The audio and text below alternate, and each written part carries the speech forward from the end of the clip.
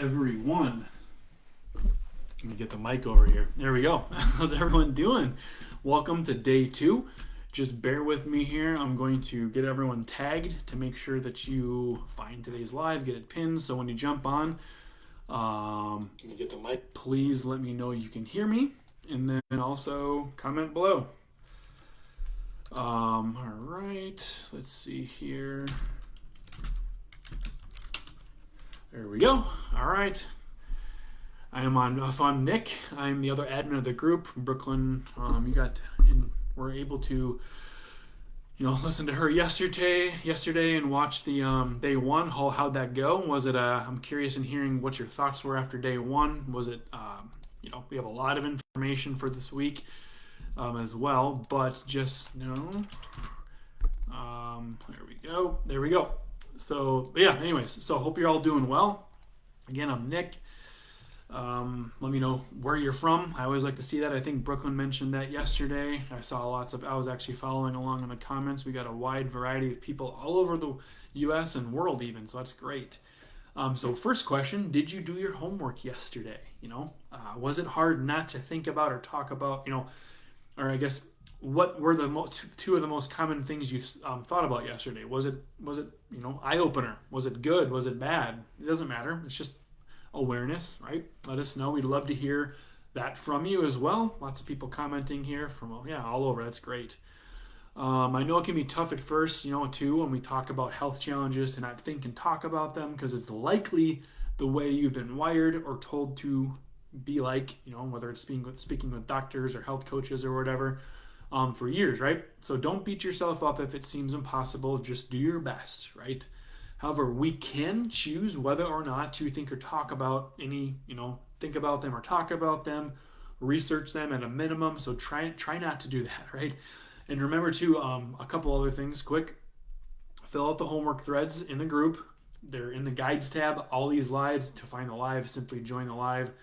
They're in the featured, click in the featured section, or it's pinned to the top of the group as well in the guides tab after we're done. Homework posts, same thing. In order to be eligible to win the Limbic System Rewire 6-month program, which is our for free, you need to comment on all the homework posts and engage in these a lot. Right, we'll draw the winner on Thursday. And also videos for this workshop that come down on Tuesday, so be sure to keep up with them, rewatch them as needed. Tell anyone around you if you know anyone who would benefit from watching this. Invite them, right? Because there's also every person you invite, send us that list. Your name will go into a drawing for a $100 Amazon gift card, which we will also draw on Thursday. And yesterday, Brooklyn talked about what brain rewiring is and how you can use the power of your mind to calm your stress response, which can then help your health challenges lessen and go away, right? She talked about the limbic system and how the limbic system can become dysfunctional and how it develops that way from, again, many different stressors and health challenges or traumas, right? Or challenges, right? Trials, stressors, events in life. And also talked about how the limbic system, and it's, if your limbic system is dysfunctional or it's not working, it's likely the root of most health challenges, right? You likely get health challenges from an accumulation of stressors throughout your life, not just one, like a toxin like mold or an infection like Lyme or SIBO or a virus.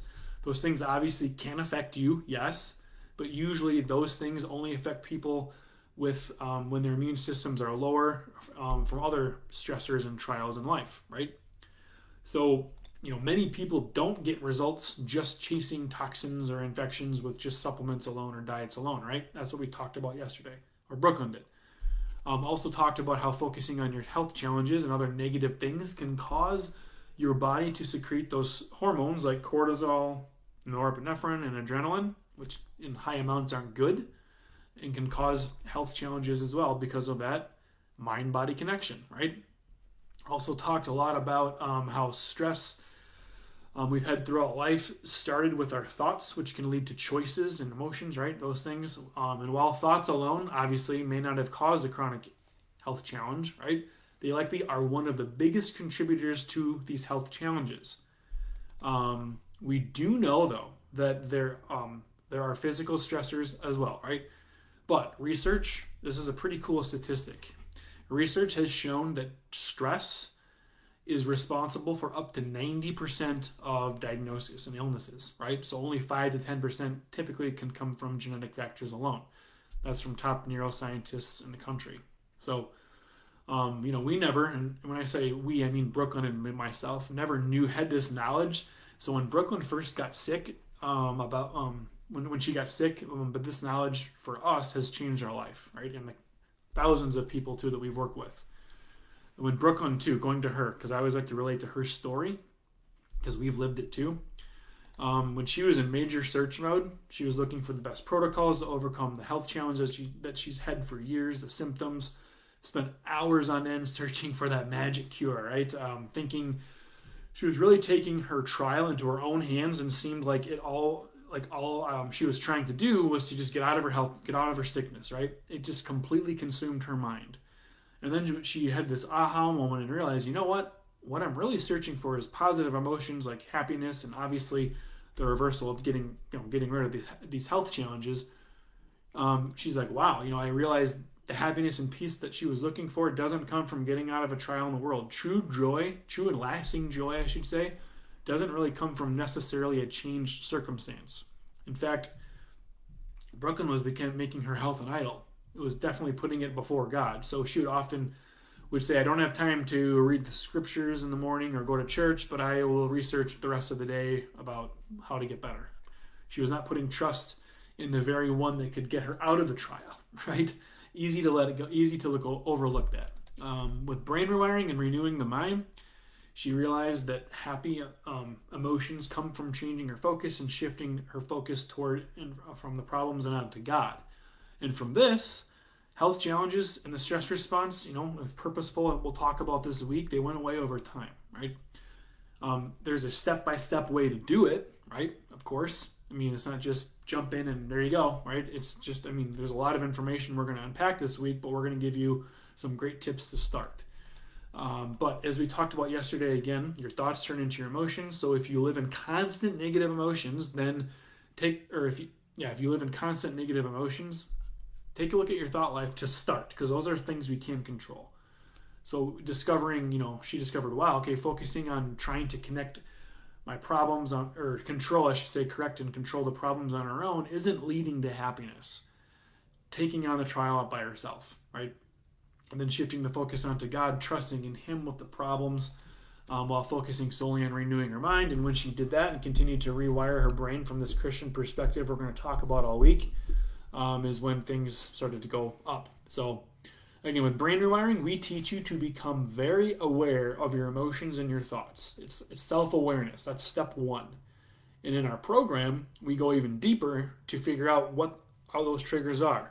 What are the negative emotions and thoughts that are triggering that? Why is this important? Because negative thoughts and emotions make people with limbic system dysfunction worse, with more health challenges. So if the point is, I'm going to wrap this, if you learn anything from this workshop, please realize that our thoughts, our emotions, and choices that we make have a massive impact on our health and our whole life, not just physically, but mentally and spiritually. Because many people think it's just external factors that are making them sick. Like I said, like toxins, infections, and whatever. At times, again, that can be true, but these things also have an influence on your health, yes. But many people, including Brooklyn and us, failed. We did before to address the mind and heart, which we believe has an even bigger impact on your, when you have limbic system dysfunction on your health. So in order to overcome limbic system dysfunction and get out of the stress response, we should not solely focus on our physical health. Because if that's the case, then we're missing 2/3 of it, the mind and the spirit. So this alone, right, like when you're only focusing on physical health, then all you really look at is changing things in your environment around you, things that you can do physically, like this alone, right, like diets, exercising, reducing of toxins, detoxing, supplements, whatever. Again, to say this again, it may not fully get you to the root of your health challenges. There's no pill or diet or supplement that can change the way your brain perceives stress in the world. You have to manually do it yourself, I guess, which is brain rewiring. No supplement can balance your nervous system the way brain rewiring does, flat out, my opinion. And when you only address the external, it's like trying to drain a bathtub but the water's still going. You're going to keep on having to drain the bathtub, but water's going to keep coming in. You can change external things in your physical health, like like I said, diet, avoiding EMF, avoiding all that stuff. But if you don't turn the water off, which is those unhealthy thought patterns and these triggers and these core beliefs and things like that, then you may not get very far. And this is a big reason so many people with chronic health challenges are still sick. So if you've been sick for quite a while, really listen in here. And when I say quite a while, I mean months, several months, if not years. Like if there was a magic protocol for mold illness or chronic fatigue or whatever it is, many people would already be healed, right? Or better. You're going to have to do the work in getting your heart and mind right. And for Brooklyn and us, we also believe she wasn't getting there because she wasn't renewing her mind and surrendering her heart to God too. It's more than that, obviously, but that's a big part of it. So when you change your heart and renew your mind, then everything else changes. Health challenges go away. You get that. Similarly, like think about it like this way: being a believer, being a Christian, isn't just going to church for an hour and then doing what you want the rest of the week, right? I mean, it's good to go to church, but when you change at a heart level and being obedient for Christ, not acting out in anger, not living in fear, giving up your sins, focusing and trusting God, your thoughts, your actions, your words, everything else lines up, right? So we're going to go over a lot of good information in the workshop. Again, this is kind of a little longer intro, but in our program, there's a lot much more we can go into in the program and to get all this, to fully go on with it. But for now, let's focus on today. Let's see here. Again, we're not saying for the workshop, I guess it does take longer than 5 days, typically at least 3 to 6 months. But this information is a great start. Although many people see results in the first week, which is great, right? It definitely the first month. But for Brooklyn, true progress was made with health challenges. It wasn't made until she got into brain rewiring, right? So the mind must be managed for optimal health. The brain is I think it's so overlooked, so powerful, but yet, it must be managed for optimal health, in my opinion. But the good news is you can wire out all this stuff, right? Any fear-based thoughts, any beliefs about any beliefs that aren't necessarily true with brain rewiring, right? You can make physical changes to your brain, calm the stress response, and reverse those health challenges. You can choose to, what's the word here? So you can choose to make healthier lifestyle habits and choices. And today we'll talk about some of those, right? Some of those unhealthy thought patterns that you likely aren't aware of. Today, day 2 of this workshop is very powerful. This is where we start to wire things out and to start to see progress, okay? We're going to talk also about the nervous system, right? The fight, flight, freeze, stress response, and social engagement. How many of you have heard of fight, flight, or freeze? We'll ask that later, but are you familiar with the stress response? If so, how? I'm curious, yes or no? So we're going to get into it though, okay? It was once believed by researchers that there were only 2 neural pathways of the autonomic nervous system. One is a parasympathetic, which is, say, the rest and digest, and the other is the sympathetic, or the fight or flight. A lot of people are saying, yes, they've heard of this. But there's been, there's research that's been done since then, and there's actually a third neural pathway of the autonomic nervous system. And it's called, if you've heard of the polyvagal theory, which means many, vagal means the vagus nerve. Maybe you've heard of the vagus nerve. Basically, what the polyvagal theory is, keeping it short, is it explains how we react, how we engage with other people, how we find safety, how we survive, live life, basically. And it was developed out of experiments with the vagus nerve. The polyvagal theory was developed out of experiments with the vagus nerve. How many of you have heard of the vagus nerve? If not, no big deal. Again, we're just going to kind of get into the science stuff here. But the vagus nerve serves a parasympathetic nervous system, which is, again, the calming aspect of our nervous system. So let's take a look now at the most commonly talked about neural pathways of the autonomic nervous system.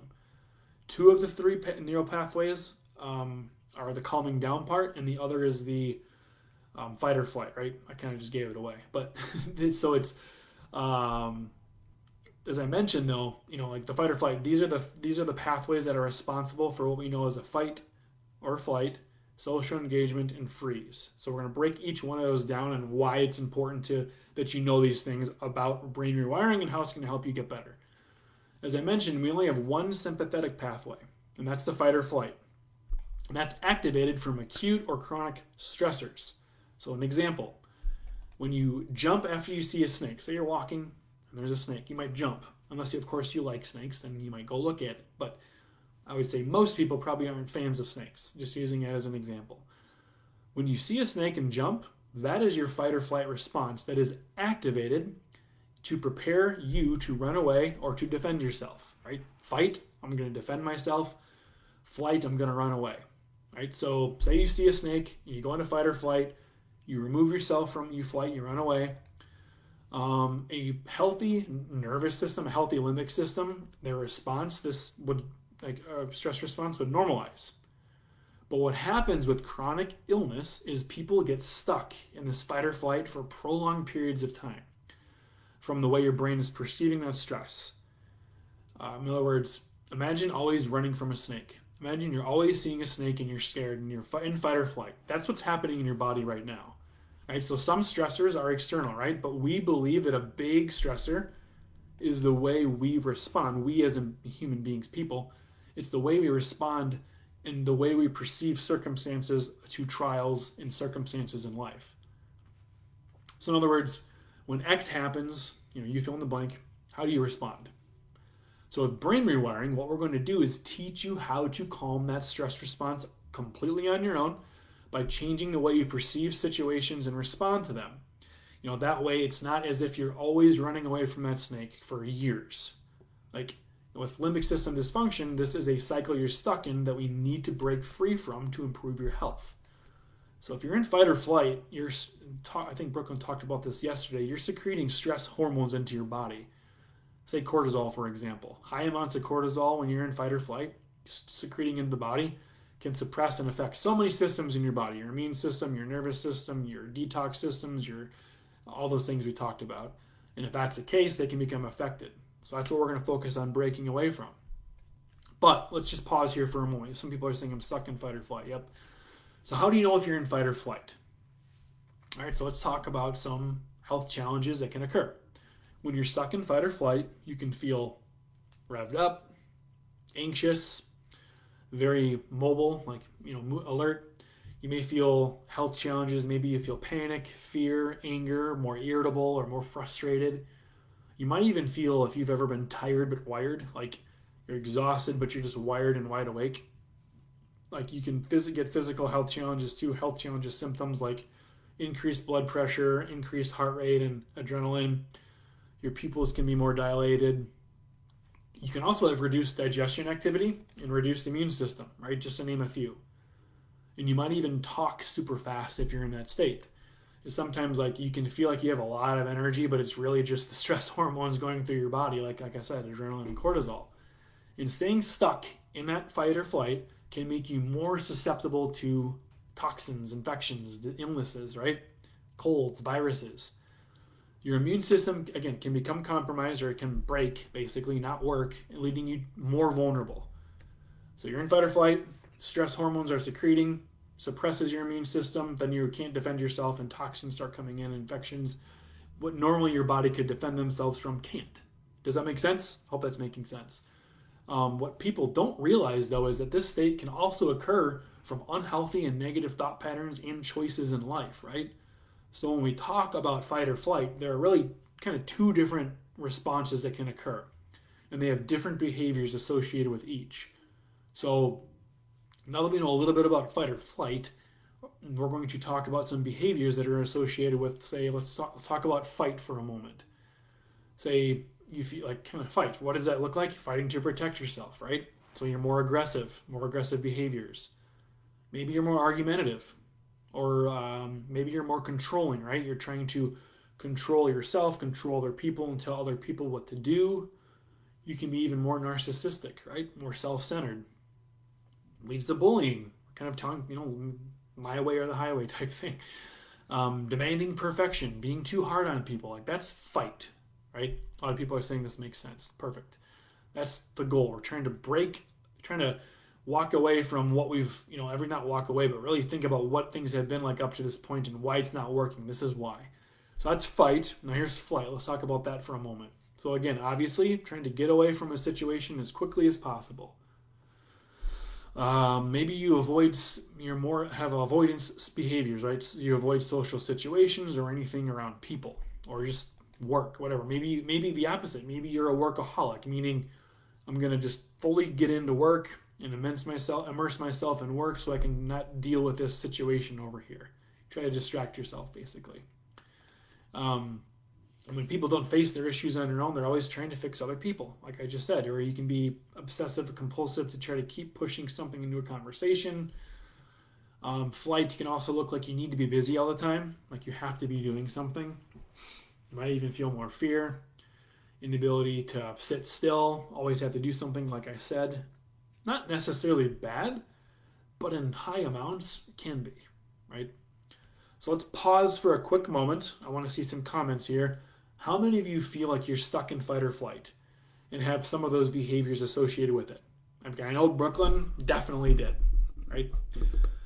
Again, that's a state where you feel like you're revved up and anxious. Maybe you have sleep issues, things like that. Comment below. Again, we don't want you to focus, real quick, we don't want you to focus on the health challenges of these different states, but it is super helpful and very beneficial to be aware of the effects of stress can have on your nervous system. Okay? So yeah, don't want to stay there, right? The systems in fight, flight, or freeze are built within your body for God-given, right? He created them for a purpose, but you can't stay in these systems.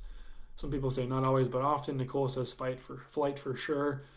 Thankfully not there, but family members are calling and says, yeah, so fight or flight. Now we'll talk now about the other two pathways, which are both in the parasympathetic or the calming down, right? So fight or flight's revved up, parasympathetic now calming down. And of the two, one is good, one is not good if you're in long term. So we'll talk about the other bad one first, right? Get it out of the way. It's freeze. How many of you have heard of freeze? Curious. I know we talk with lots of people. Most have heard of fight or flight, but not freeze. So we'll break this down. This is where you feel very lethargic or shut down. You're super tired, or more tired, I should say. You feel disconnected or disassociated. Don't have a lot of motivation, right? Maybe it includes brain fog, things like that. Or you feel hopeless, or you keep saying you can't do anything, like you're stuck there. You feel overwhelmed, zoned out of conversations. Like this state also produces some health challenges, like physically, such as decreased heart rate, lack of facial expression, right? It's kind of plain, right? Lack of eye contact too, and you have low sexual or immune responses, and there's a lot more. But how many of you feel like you're stuck in freeze? Right? Comment. I'm curious. Does freeze resonate with you more? Most people with chronic health challenges are stuck in either fight or flight, or freeze. But they can bounce back and forth between the two. So I'm curious, do you feel like you are in both sometimes? Maybe a week here, a couple days there, maybe the same day you feel back and forth. But just remember, no matter what state you're in, or if you bounce back and forth, you can get out of them, okay? There's the hope. And the next state we're going to get into, what we're going to talk about now, which is the next state. There's actually not a newer one, but one that's been more talked about lately called FAWN, F-A-W-N. That's a fawn response. And what that looks like is you're more people-pleasing, right? Meaning like it's hard to say no. You have to do everything for everyone or be all places at all times. You have a hard time setting boundaries, like nothing wrong with being with people, but you let people kind of tell you where to go and what to do all the time. Maybe you're codependent in relationships, meaning you think and you are like, I can't go on if I don't have this person in my life.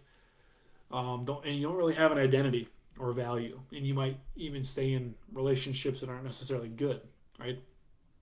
So that's the fawn as well. Lots of people saying they bounce back and forth.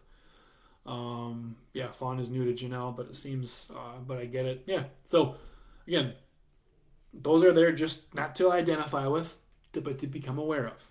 Okay. So now let's talk about the good news.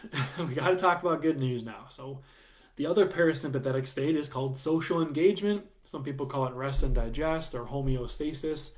But this is where we want to get to, social engagement. This is where we can where we can get to with consistent and proper implementation of brain rewiring, what we're talking about this week.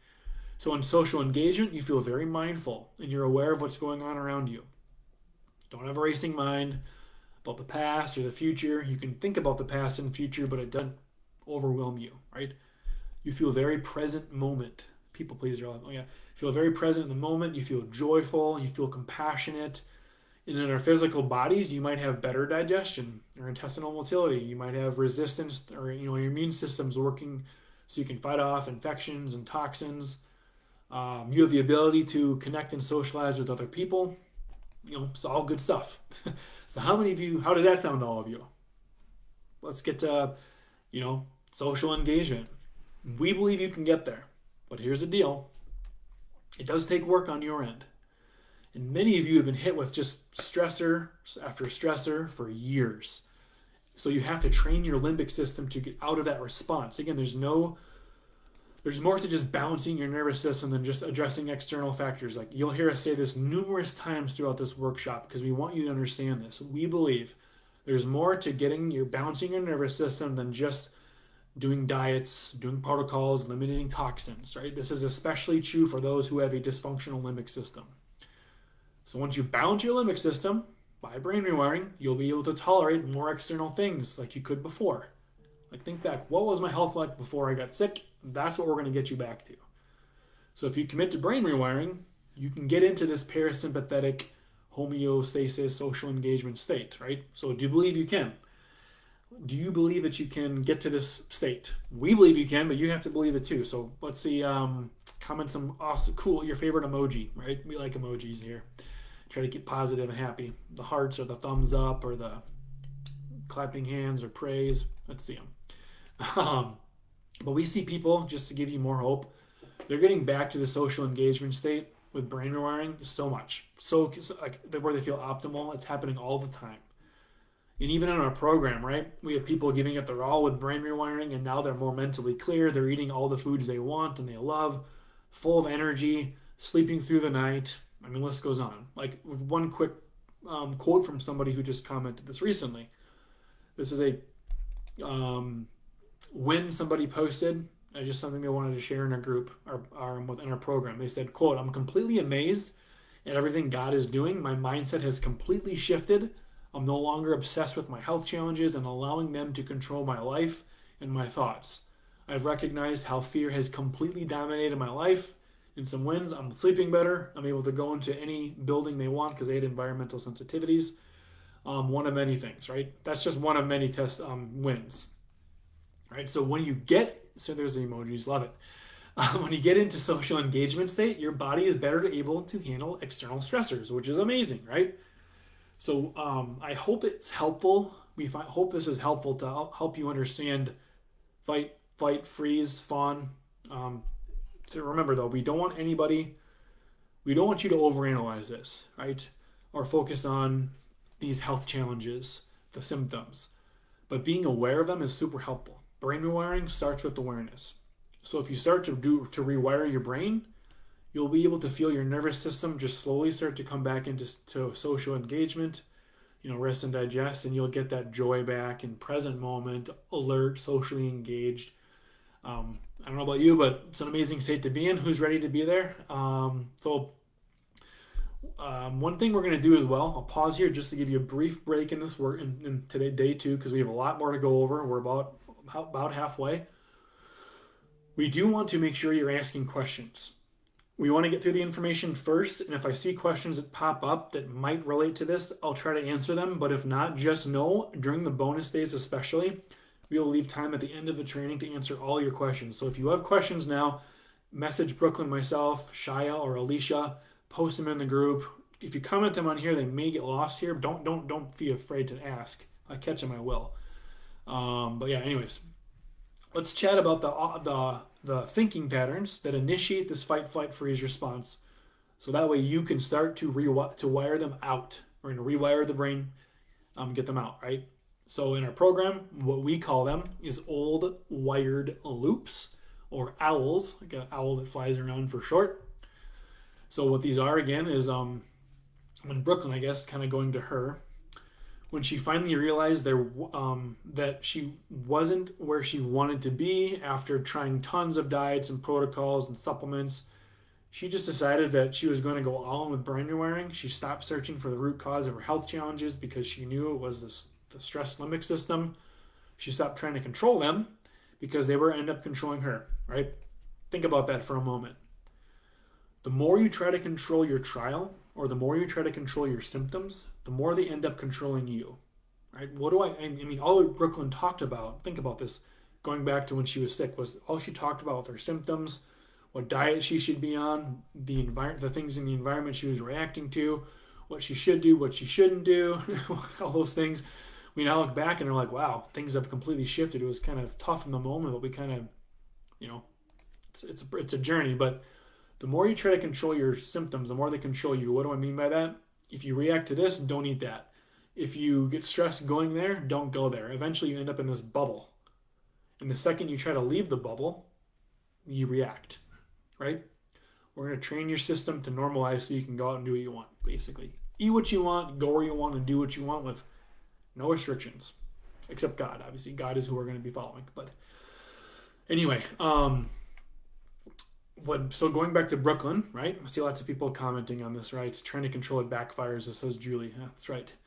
But when Brooklyn went all in with brain rewiring and just decided she was going to assume all of her health challenges were a result of stressors over time, right? Stressors, trials, things, not good things in life happen, right? Just stress from work, stress from school, stress from family things, from whatever sin. She just focused on brain rewiring. And that helped her so much to overcome all of what's causing all the health challenges. If you can see it that way, this completely changes your outlook and how you go about getting better.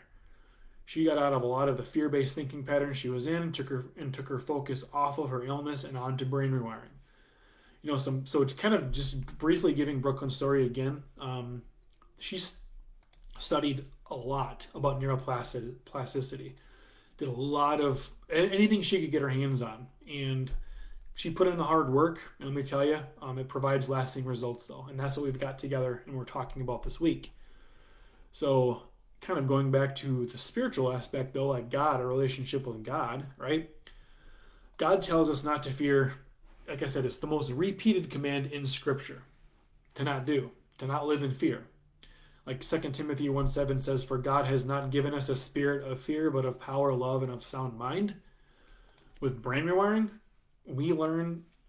Brooklyn learned to not even fear the health challenges or the trials of this world because they're only temporary, right?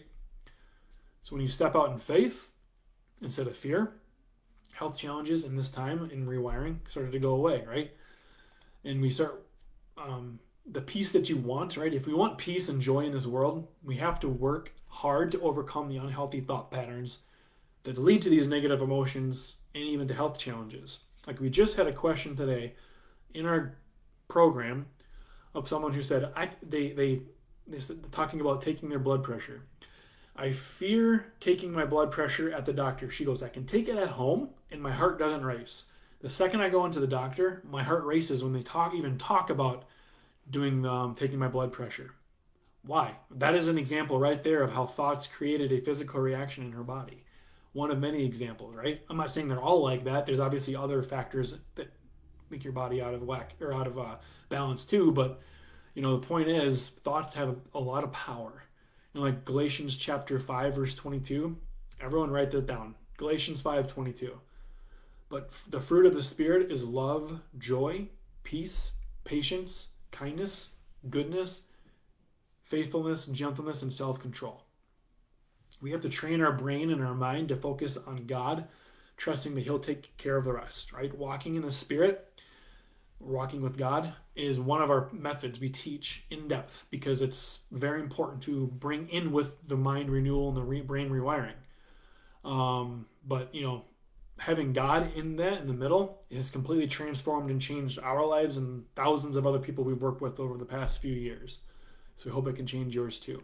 I mean, we see a lot of people Also not realizing that one of their biggest stressors is, again, what's going on in the mind, which, like, he said, can lead to negative emotions and actions and don't move you forward towards your goal. So today, what we're going to do now, it's in your workbook, is we're going to talk about the owls, old wired loops. We're going to talk about those, and there's, I think, 25 of them in your workbook. We actually have in our full program, we have a list of 70 that we've identified. There's more, but we've pinned it down to these main ones. So we're going to brief through a handful of these and then kind of talk about them here. All right. So again, owls, old wired loops, are unhealthy thought patterns and things that the mind can go to when you're sick. So we're going to identify them, then give you some actions to start wiring them out. So listen closely if you're sticking with me here. A little, these trainings are intense. Not really. I mean, there's a lot of information in them though. And here we go. So one owl is rumination. Probably one of the most common ones that we see, not just people who are sick, but also just in general. What it is basically it occurs when you constantly think about your health challenges or any other trial, whether it's a current or past trial, right? Trial meaning something that happened that wasn't good. You may constantly monitor them, right? So anything related to your symptoms, anything related to your health challenges and your symptoms is an old wired loop.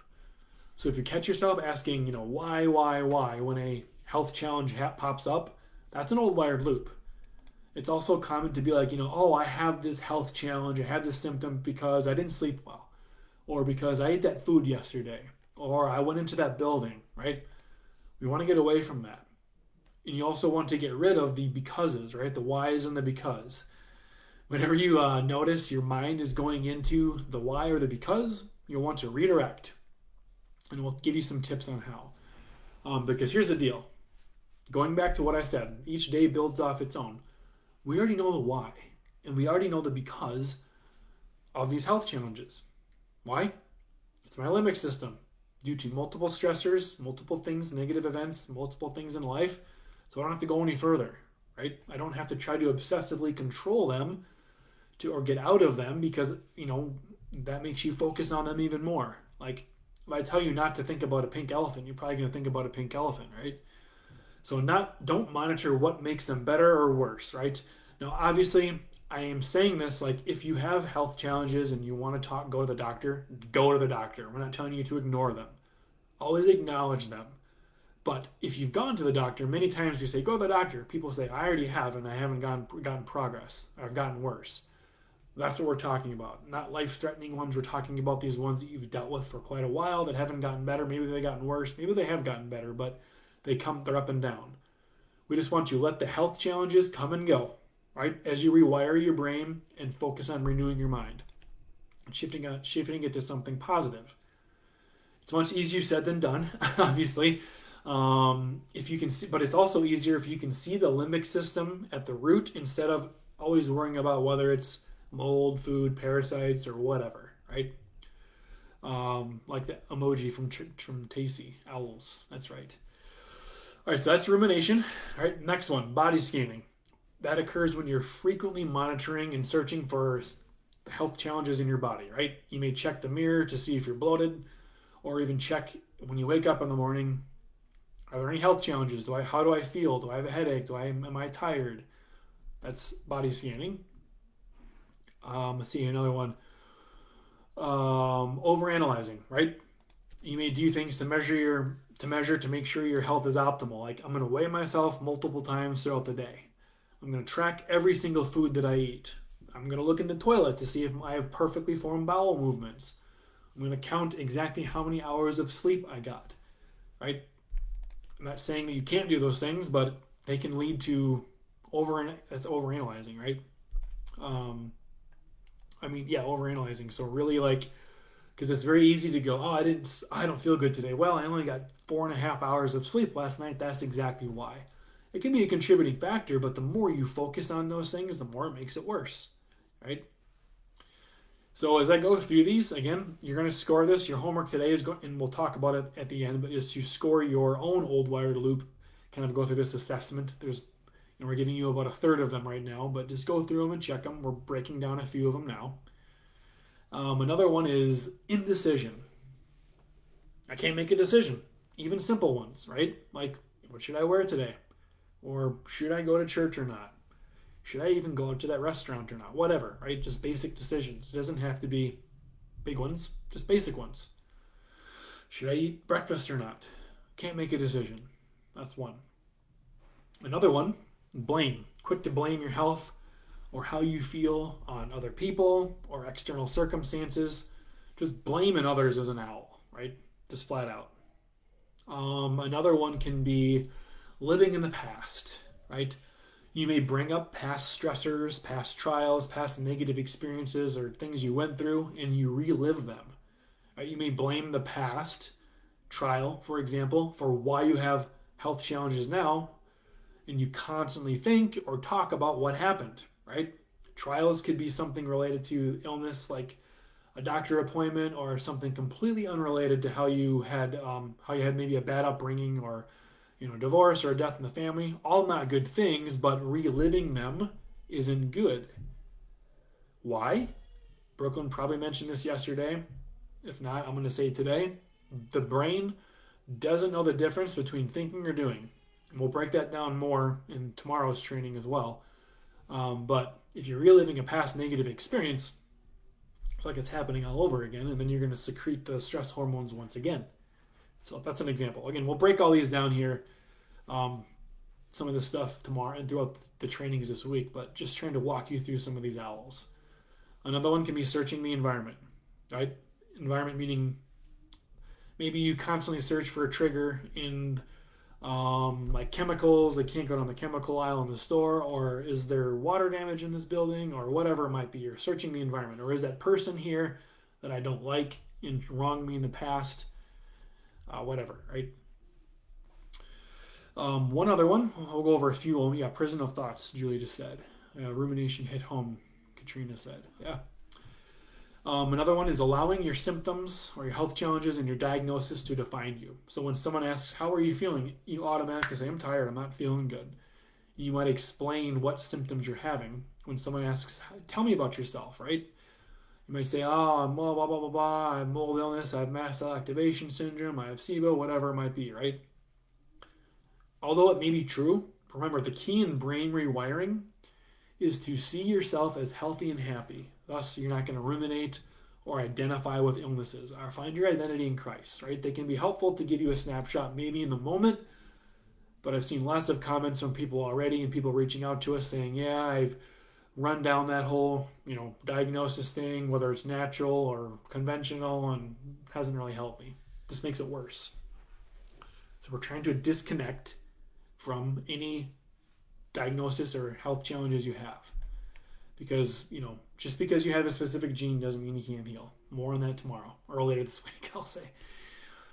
Another one, predicting how you'll feel in the future. Pretty self-explanatory, but so you may predict that you won't feel well after a long workout because in the past you've always crashed. You might also predict that you might have to lay in bed all day or the rest of the day if you go out to eat because you'll be tired or you'll have a headache or whatever it is from what you ate there, right? Lots of them here. We're going to keep going through them. Complaining about how you feel or just complaining in general. Not saying you can't talk about things and express them, but complaining, not good. Same thing with lack of self-care, right? You might just have no motivation to brush your teeth, get up and shower, do the laundry, take care of the house. Maybe you don't have the physical energy to either, but just the motivation isn't there either. This is a good one for anyone who has any social anxiety, I guess. Overanalyzing social situations. So you might rehearse what you say or what you're going to say to other people, or maybe you replay conversations in your head wondering, did I sound okay? What do they think of me? Did I say something stupid, right? I know where there's a lot here, but they're all in your workbook, and you can go ahead and break them down yourself after this live. Another one is making your health an idol. You might have time to research your health challenges and these diets, but you don't have time to go be with your family or friends or pray or go to church, right? Let's see here. Another one can be pointing out the negative in everything. This happens more than I'd like to admit from what we see. For example, maybe someone asks you how something went and you mentioned all the negatives that happened. Or say you did go out and do something positive. Like, say you normally wouldn't go to church, but you went to church. You might go, yeah, I went to church, but oh gosh, the music was loud. I said something stupid. I couldn't follow the sermon. It's like you automatically are wired to look at what went wrong versus what went right. Not thinking. There's a few of those that aren't in your workbook, but there are literally tons and tons of them. We could list so much. So I'm going to pause here. Do any of these sound like you at all? I really am curious. Comment below. How does this brief talk here sound? Does it resonate? Do any of them like, yep, that's me? Or is it like, nah, not really?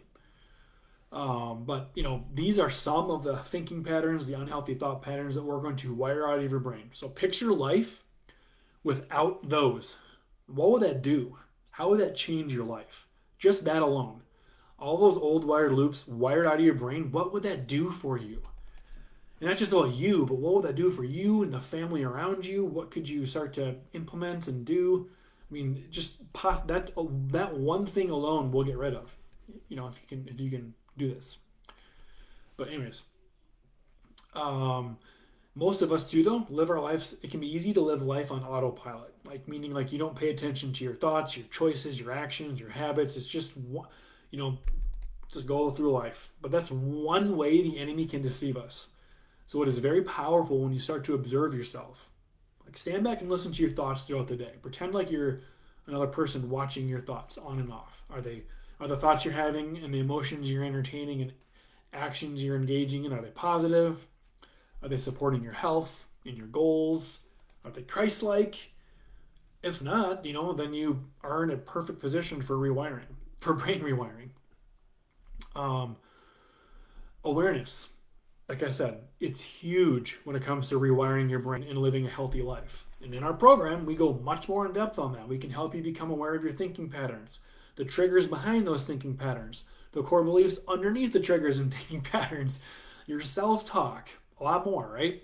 What we talked about today is a tiny piece of what we talk about on the awareness in the process in the program. But for now, not to overwhelm you, because that's an L, this is enough to get you started, right? So if you miss this awareness piece and don't get it down, and it's common to not do it, not be able to do it, right? So just start now.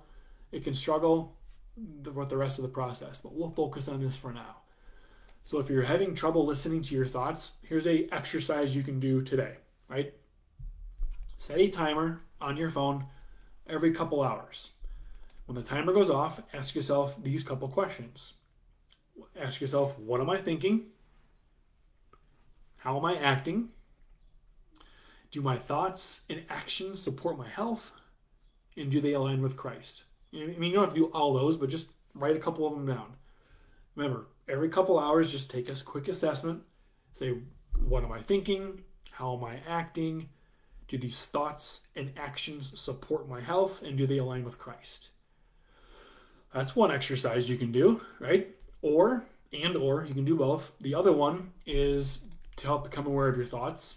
A couple times throughout the day, set a timer on your phone to go for 2 minutes, right? A couple minutes.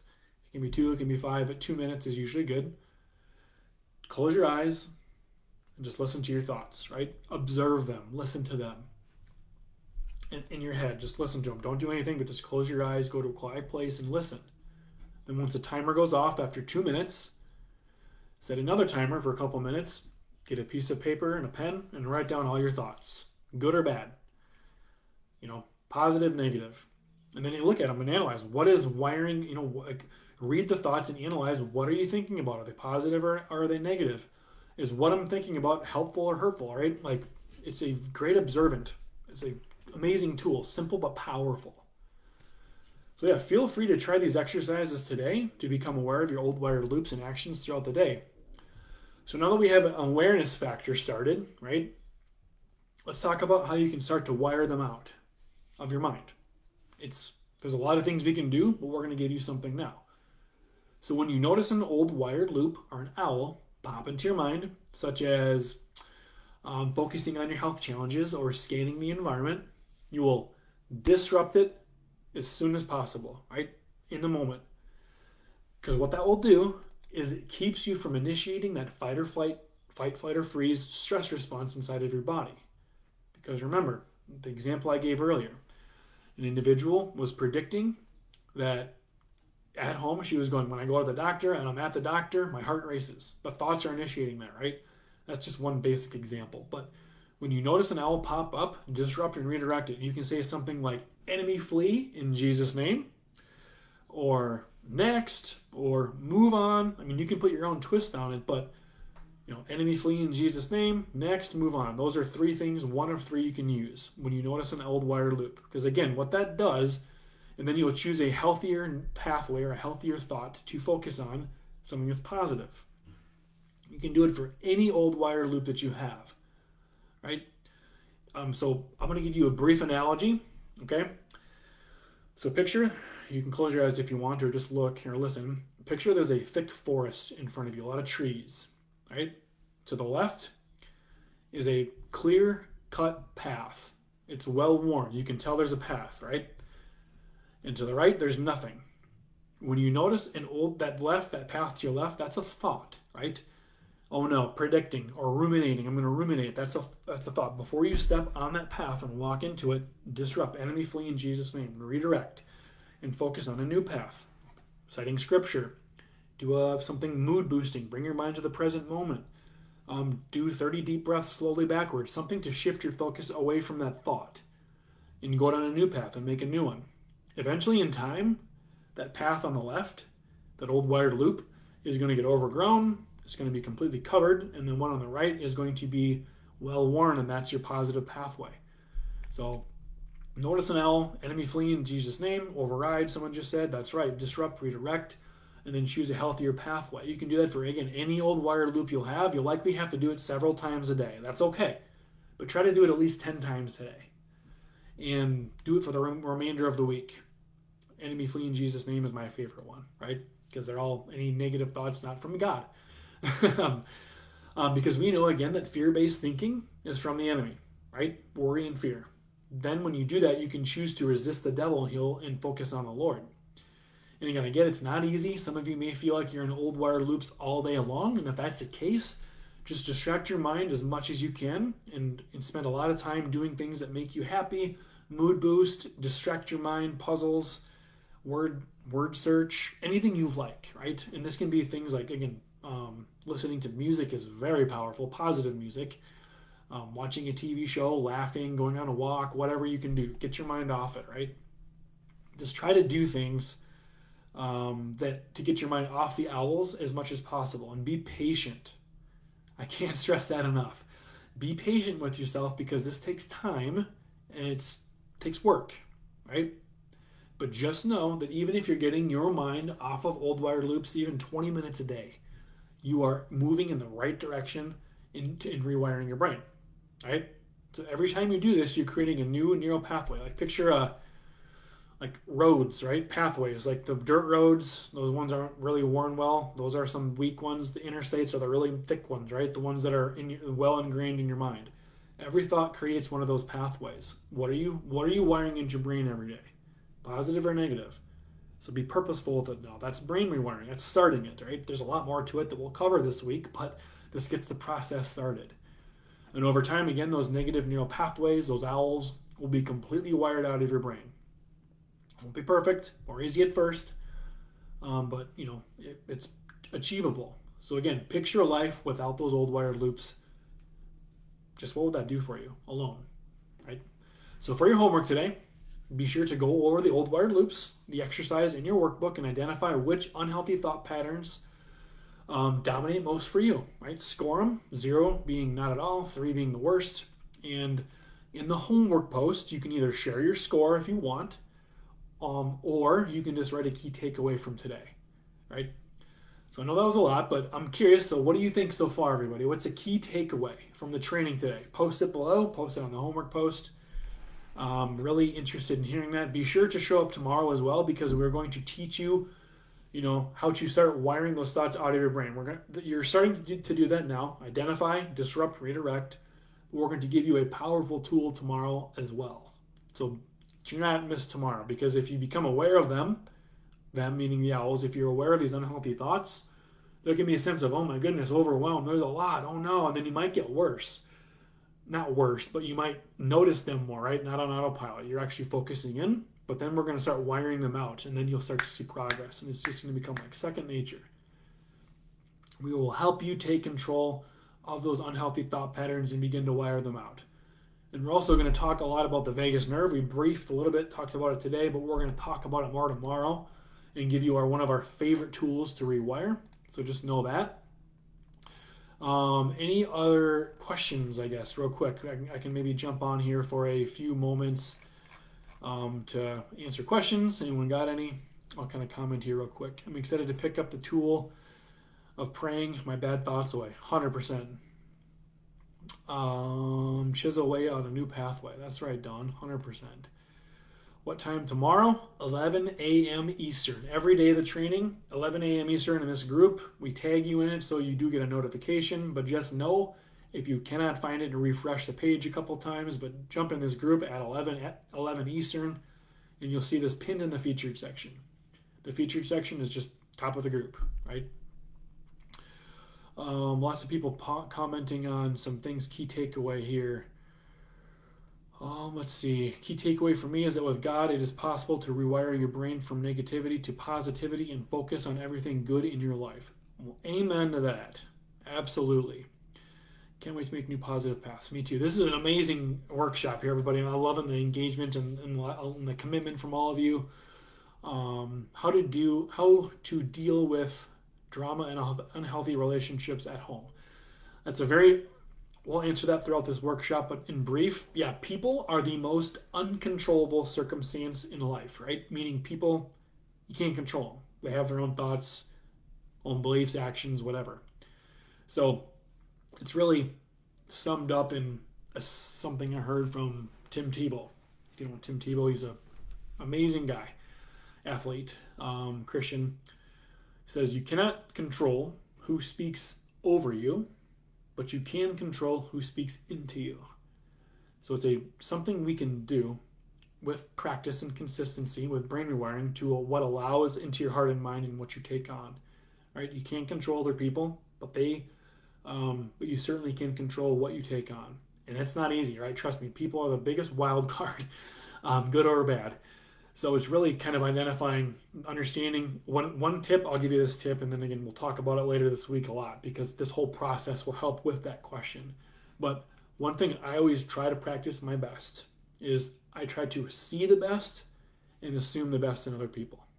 Love them no matter what, because God created them and loves them too, even if you don't, right?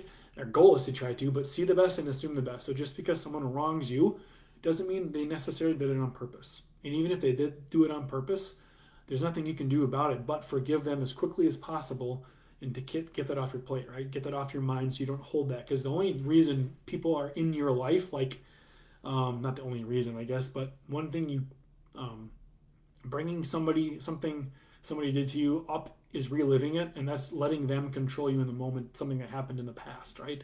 So practicing quick forgiveness, be quick to forgive, quick to love, like Christ did, even those who didn't treat him well.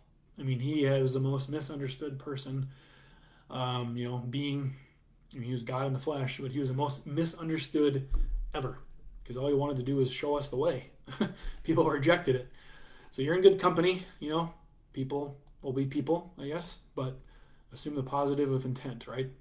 And if you struggle with forgiveness, if you struggle with hurt, if you struggle with how to do it, stick with us this week, because especially day 4, because day 4 is all about bringing God into the rewiring process, and it is game-changing. Anyways, I'm going to jump off here to try to keep it under an hour. But so good. Don't receive poison into your soul from toxic people. That's right. Okay, everybody. I'm going to jump off now. Again, be sure to comment on the homework posts to be entered into the drawing for our 6-month program. That's going to be answered on Thursday. And we'll see everybody. If you have any questions, post them in the group. Message us. We'll see you tomorrow. God bless and Godspeed.